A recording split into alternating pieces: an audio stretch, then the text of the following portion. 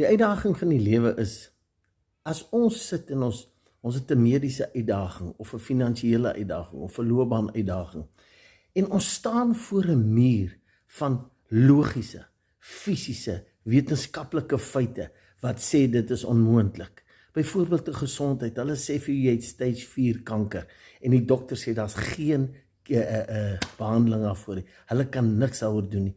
Of jy sit met 'n bankrekening, en jy het nie die fondse nie, en jy moet skielik iets doen.